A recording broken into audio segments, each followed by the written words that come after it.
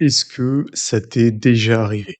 Tu rentres dans un événement, les gens sont bien habillés, l'ambiance est bonne et tu remarques cette personne, ce mec, et tu l'impression que les gens gravitent autour de lui.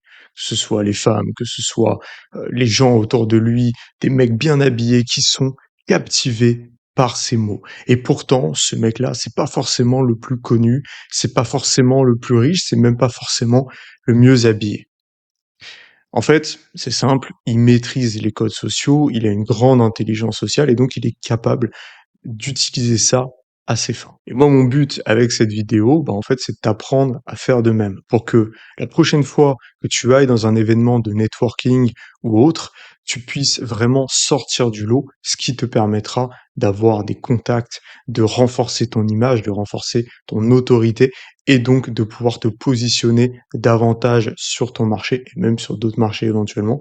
Donc en fait, ça va vraiment te donner une longueur d'avance sur les autres, que ce soit pour avoir des prospects qualifiés, que ce soit pour avoir des contacts intéressants, que ce soit pour monter dans l'échelle sociale, peu importe, tu pourras utiliser ça à tes fins. Déjà, la première chose qu'il faut faire, c'est se préparer.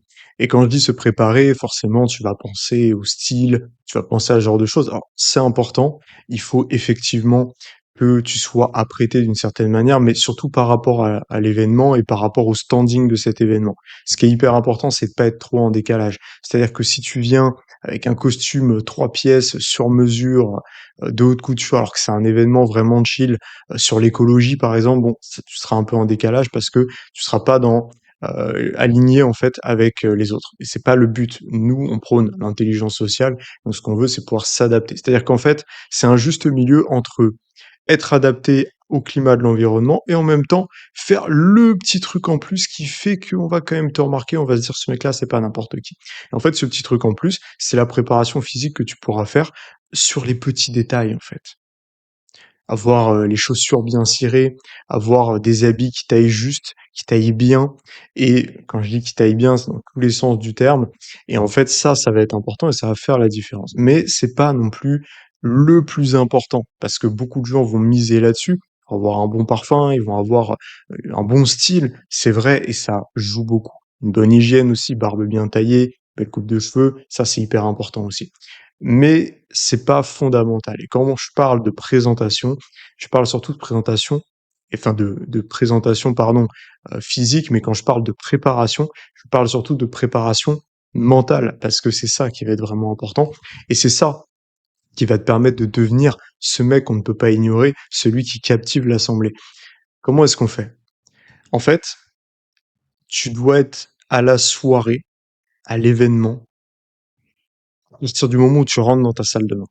C'est-à-dire qu'au moment où tu commences à te préparer, tu te conditionnes, vraiment. Tu te conditionnes, tu mets des musiques qui te parlent, tu visualises, tu te vois être confiant, être charismatique dans cet environnement pour que ça soit naturel pour toi. Tu augmentes ta state, tu augmentes ton état d'esprit, ton niveau d'énergie globale, de sorte à ce qu'une fois que tu arrives dans cet événement, eh bien, tu as déjà un niveau d'énergie élevé et tu es prêt, en fait, à parler aux gens.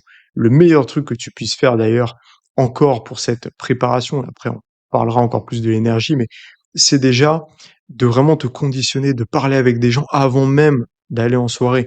Fais pas cette erreur que tout le monde fait de se dire: «Ah c'est bon, on sort en boîte, on va à tel événement, peu importe» et au final, entre le moment où tu prends la décision de sortir et le moment où tu sors, il se passe rien. En fait, c'est une erreur parce qu'au moment où tu te retrouves, dans le climax de l'événement, en fait, toi, tu es désaligné. Tu vois? C'est peut-être déjà arrivé de te retrouver dans une soirée, dans une boîte de nuit, peu importe, et d'être là, de te sentir à l'écart, de te dire: «Putain, mais qu'est-ce que je fous là?» En fait, ça, c'est parce que, tu n'as pas eu de préparation sociale avant. Tu n'as pas fait monter ton niveau d'énergie et donc forcément, après, il y a un gap qui est énorme et c'est très dur. Alors quelqu'un qui est entraîné, qui a l'habitude, il peut y arriver, mais quelqu'un qui n'est pas coutumier de ça, bah, ça sera très compliqué pour lui. OK, donc ça, c'était pour la préparation. Ensuite, on va avoir l'entrée.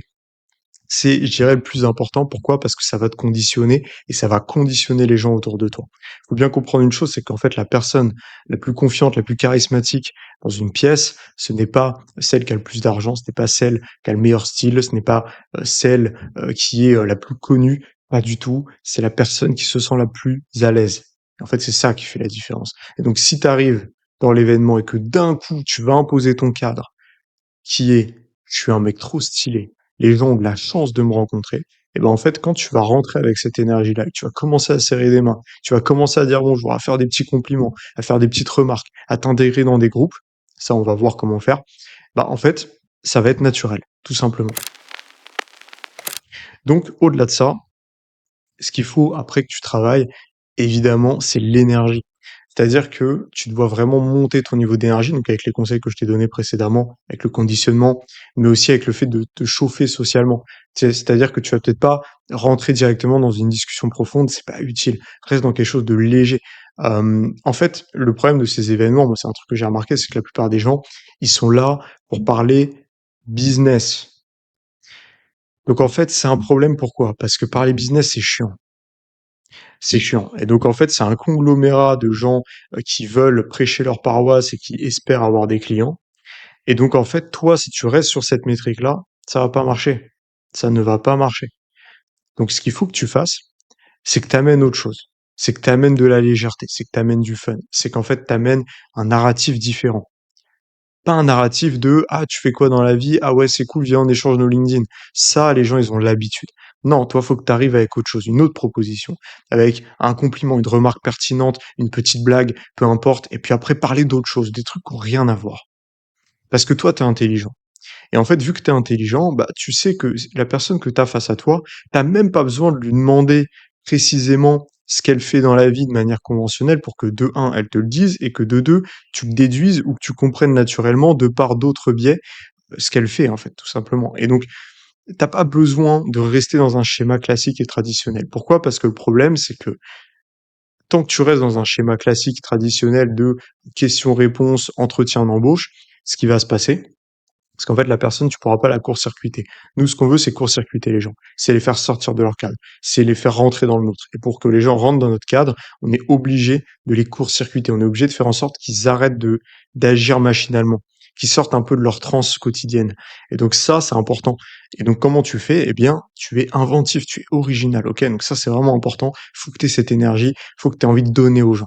Et au plus tu as envie de donner et au moins tu penses au fait de recevoir en retour, traduction, au plus tu es détaché du résultat et au plus tu auras des résultats incroyables. Vraiment, fais cet essai. Moi, c'est un truc que j'ai fait pas mal de fois. Par exemple, tu vas aborder une femme qui te plaît dans la rue. Le bonjour peut être totalement différent et peut avoir des résultats totalement différents. Le bonjour où tu es un peu dans ta tête, tu réfléchis, tu te dis: «Ah, j'espère que ça va passer, je suis pas sûr de moi», elle va même pas te répondre, en fait. Elle va continuer de marcher, elle va même pas te regarder ou alors elle va se dire: «Putain, il veut quoi celui-là?» C'est ce qui va se passer. Alors que le bon jour où tu y vas, tu as une bonne énergie. Tu te dis: «Je vais lui transformer sa journée, j'ai envie de lui donner de l'amour à cette fille, parce qu'elle me plaît, parce que j'ai envie de lui donner quelque chose». Bah, en fait, ce bon jour-là, il est différent. Et ce bon jour-là, il va faire qu'elle va s'arrêter. Elle va se dire: «Mais waouh, c'est qui ce mec? J'ai envie de parler avec lui». Tu vois? Et ça marche pour tout dans la vie. Ensuite, on a les accroches. Donc en fait, l'idée, c'est que tout peut marcher. C'est comme dans la séduction, hein. Les gens, ils demandent souvent: «Oui, c'est quoi les meilleures phrases d'approche pour approcher une femme?» Il y en a pas. Il y en a pas. J'ai déjà approché des femmes en étant, juste en disant rien. Juste, je dis rien, je fais un petit sourire, je m'arrête et elle s'arrête aussi. Voilà. C'est et ça marche, en fait, parce que c'est une question d'énergie. C'est une question d'énergie et ce qui compte, c'est ça. Et en fait, pourquoi je te dis, ne sois pas conventionnel? Puisque là, tu vas me dire: «Oui, mais du coup, faut quand même faire attention à ce que tu dis». En fait, oui et non. Parce que si tu as la bonne énergie et que tu es vraiment dans ce mindset d'être là pour donner, pour apporter de la valeur, de te dire: «Putain, je suis un mec trop stylé, j'ai un cadre incroyable, faut que les gens rentrent dedans», bah, en fait, naturellement, tu vas pas poser des questions banales, tu vois? Et c'est là où il faut te faire confiance aussi, parce qu'en fait, te dire: «Oui, faut que je note toutes les questions qui sont bien et tout», non, on s'en fout. Tu vas les trouver naturellement. Si tu es dans le flow, si tu es en présence, si tu as cet état d'esprit, ça va venir naturellement, OK? Donc ensuite, je vais donner des conseils un peu plus pratiques sur comment gérer, l'événement. Donc déjà, faut t'occuper des cercles. En gros, moi, ce que je te conseille de faire, c'est de pas rester trop longtemps dans un cercle. Je sais pas si tu as remarqué, mais quand tu es dans un event, tu vas rentrer dans un cercle, vous allez bien discuter, ça va être marrant, ça va être cool. Puis après, très rapidement, la tension va redescendre. En plus, ce qui se passe en général, c'est qu'il y a du bruit, il y a de la musique, il y a du monde qui parle. Et donc, en fait, c'est très facile que les gens soient déconcentrés au bout d'un moment. Donc il suffit qu'en fait la discussion perde un petit peu en tension, en intensité pour qu'en fait la personne elle commence à se diriger vers autre chose. Et donc là, bah, tu un peu perdu. Donc toi, qu'est-ce que tu vas faire vu que t'es pas initié et que t'as pas encore regardé cette vidéo? Bah, en fait, tu te dis bon bah je vais continuer d'essayer d'être intéressant, je vais creuser un peu. Et en fait, c'est insupportable. Donc faut pas avoir peur de dire à la personne, écoute, c'était hyper cool de discuter avec toi. Je vais faire un petit tour. On se revoit tout à l'heure. Voilà, tout simplement. Et ça, pareil, si on prend le contexte de la séduction, c'est exactement la même chose. Il faut pas avoir peur, au contraire. C'est-à-dire que en faisant ça, tu gardes le pouvoir de l'interaction et tu repars avec.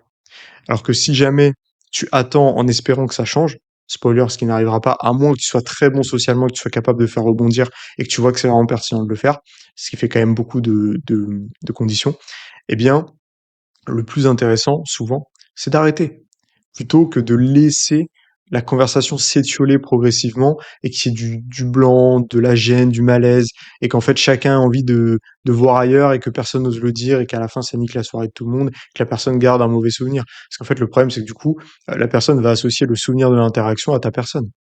Ce qui est peut-être une erreur parce que t'es peut-être hyper cool en fait. Et peut-être que là, t'étais pas sous un bon jour et que t'étais pas très créatif. Mais c'est comme ça qu'elle va faire l'association. Donc en fait, ne prends pas ce risque-là.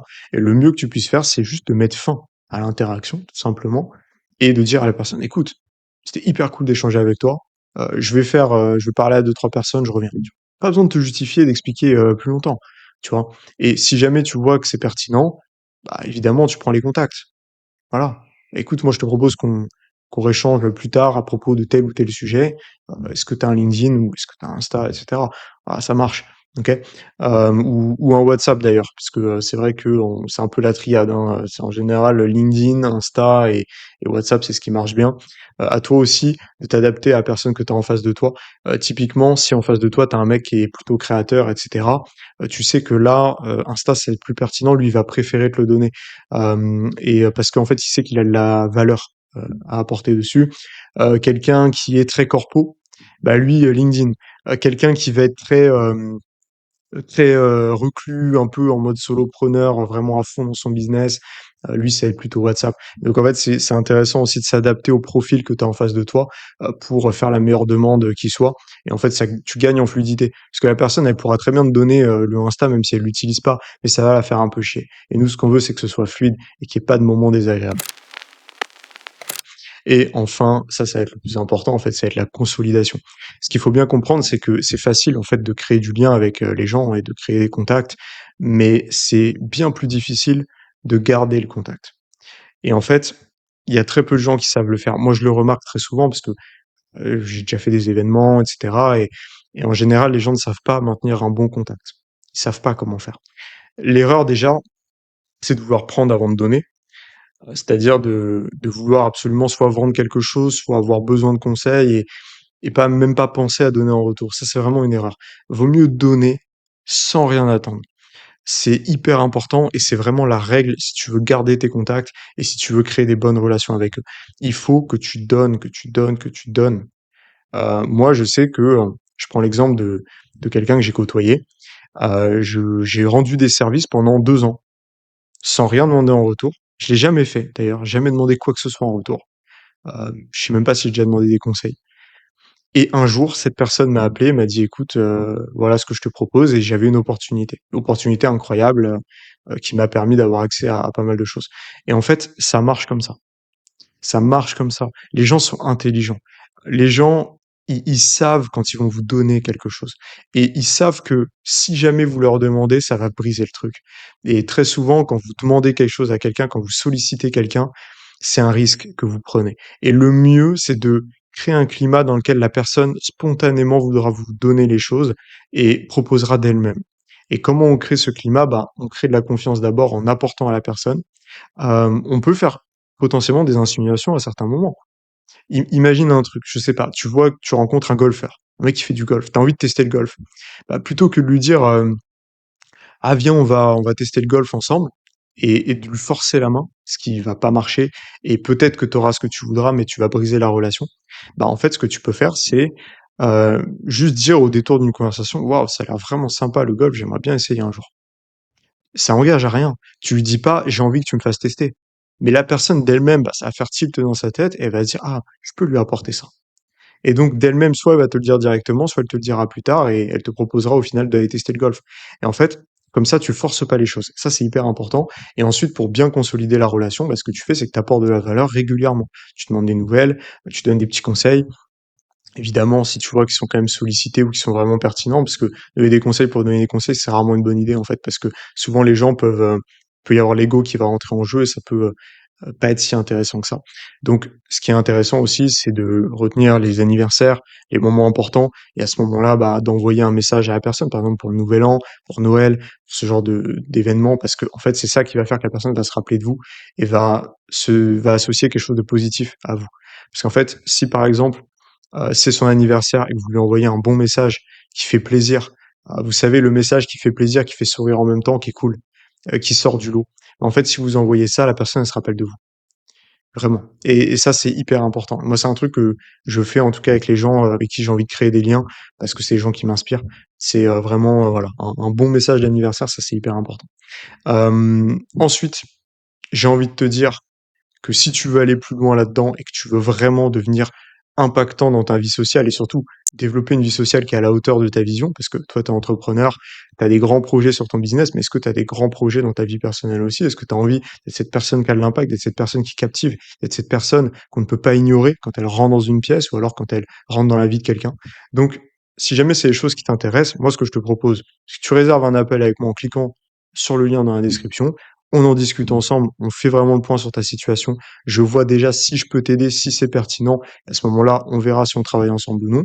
Mais quoi qu'il en soit, c'est un appel bilan. Donc ça veut dire qu'on va prendre le temps, je vais te poser pas mal de questions pour vraiment comprendre ta situation et pouvoir te donner des solutions adaptées, que ce soit avec moi ou sans moi. Dans tous les cas, tu repartiras avec quelque chose. Et évidemment, cet appel est gratuit. Donc si ça t'intéresse, si t'es chaud, clique sur le lien juste en dessous, réserve ton appel. C'est encore moi qui les fais, c'est encore moi qui les prends, donc on pourra vraiment échanger en face à face, donc ça va être très très cool, mec. En tout cas, j'espère que cette vidéo t'a plu. Si jamais tu veux d'autres conseils, bon, bah, t'es au bon endroit, tu le sais. T'as juste à attendre que je sorte une prochaine vidéo et t'as juste à te régaler. En tout cas, je te souhaite de passer une excellente journée.